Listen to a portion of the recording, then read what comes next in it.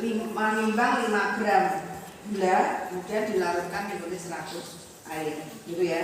Terus berikutnya yang satunya itu membuat larutan gula 50%. Caranya menimbang gula 50 gram dilarutkan ke dalam 100 air.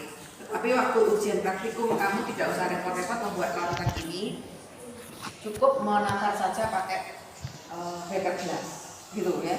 Nah, terus berikutnya di osmosis itu ada 3 sifat larutan. Ada yang bersifat hipertonis, ada yang bersifat isotonis, ada yang bersifat hipotonis. Masih ingat itu? Hipertonis itu yang bagaimana? Hipo dan hipertonis, isotonis, dan hipotonis.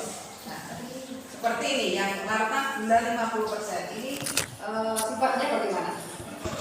Hipertonis. Mengapa hipertonis? karena kandungan gula yang tinggi. Karena gulanya tinggi. Nah, karena konsentrasi zat terlarutnya lebih besar daripada pelarutnya. Zat terlarut itu apa? Gula, pelarutnya air, itu ya. Nah, terus berikutnya ini walaupun nanti hasilnya tidak isotonis, tapi dianggap karena posisinya di tengah isotonis. Isotonis itu bagaimana?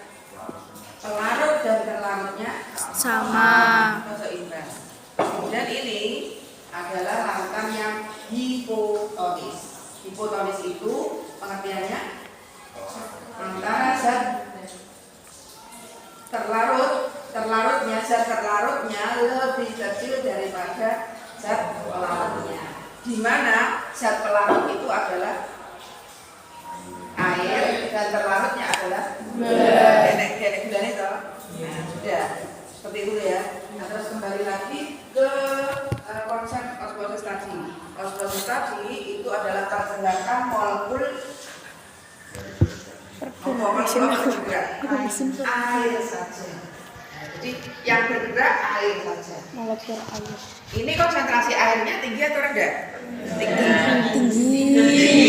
Ya. Kalau ini konsentrasi airnya rendah. Ini rendah tapi masih rendah ya. Yang gitu.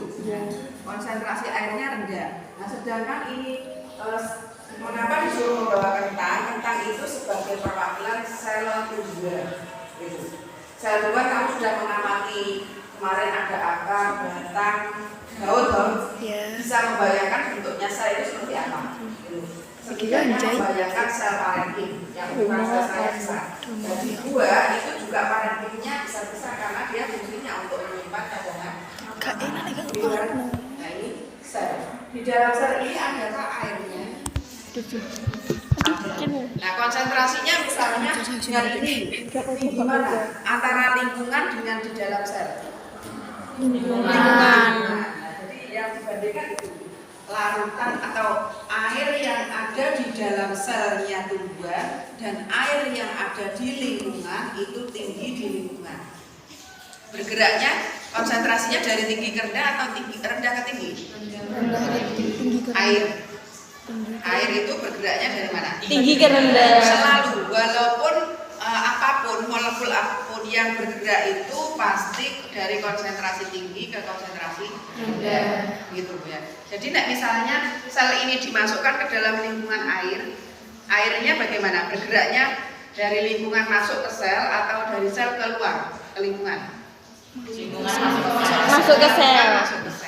Nah, karena ini terus-menerus bergerak kemasukan air selnya, apa yang terjadi dengan sel ini?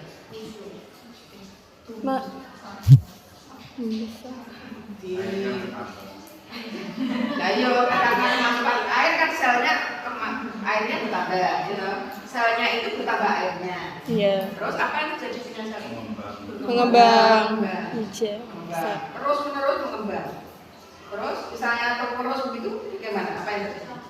Pecah. Nah, itu yang salah. Tidak bisa pecah, mengapa? Karena sel tumbuhan itu punya dinding sel. Begitu, ya. Jadi bedanya sel hewan dan sel tumbuhan itu kalau sel tumbuhan punya dinding sel dan membran sel, tapi kalau sel hewan tidak punya dinding sel. Bisa pecah kalau yang dimasukkan ke situ adalah sel hewan. gitu ya.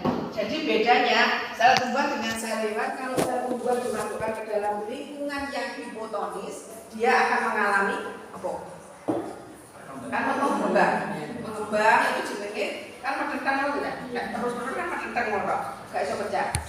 Nah, itu namanya tekanan turgor. Sekarang apa? Tekanan turgor. Turgor.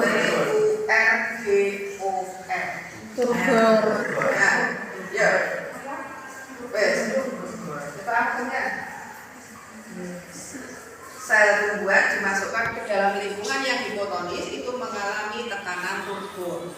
Ya, karena kemasukan air tadi selnya. Tapi kalau yang dimasukkan sel hewan akan mengalami terus masuk. Misalnya mengembang dan dinding selnya kan nggak ada.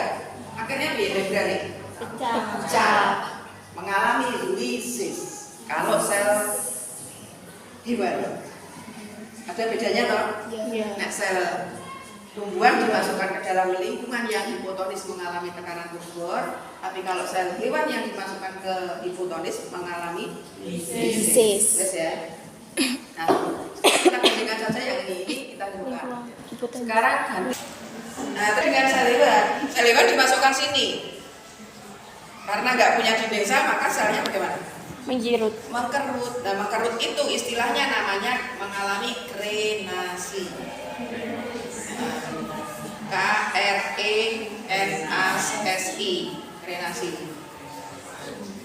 Jadi kemana dinding selnya dipangga, tapi membran selnya kok sing menggo, ya kan? Itu mengalami plasmolisis. Hewan kan semuanya mengerut, akhirnya menjadi krenasi, gitu ya? Wes ya. Sudah.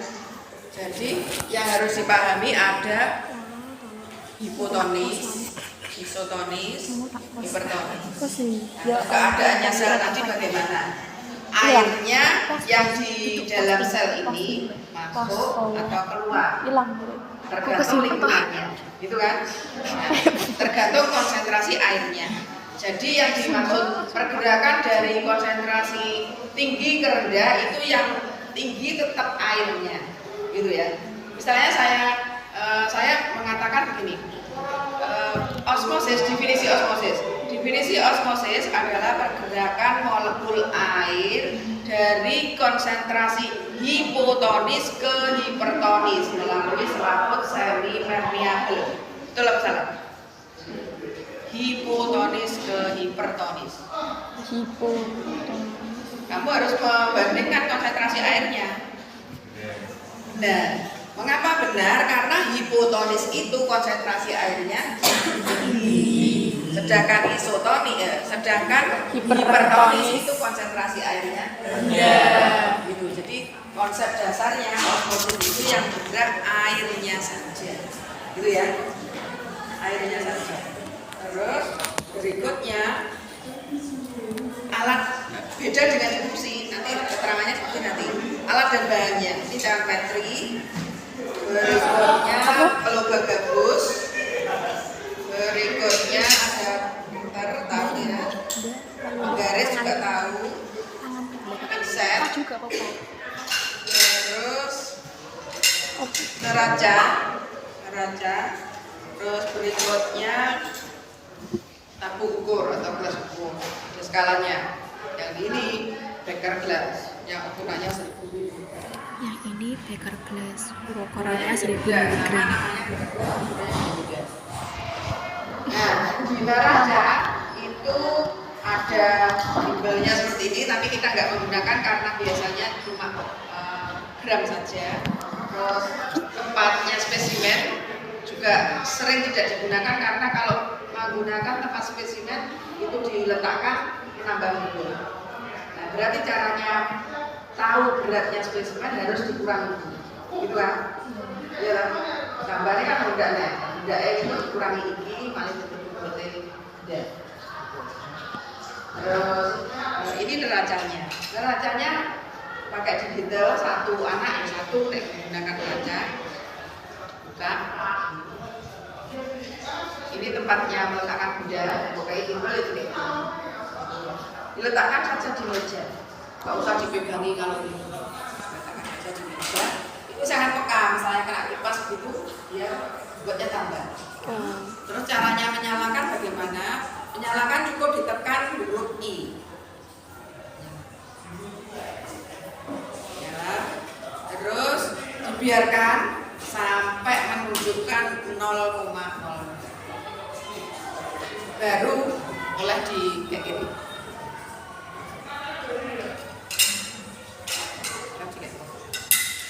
Tadi itu kan nanti bukan dimasukkan ke situ tapi dimasukkan ke MP3. Untuk air, untuk larutan gula 5%.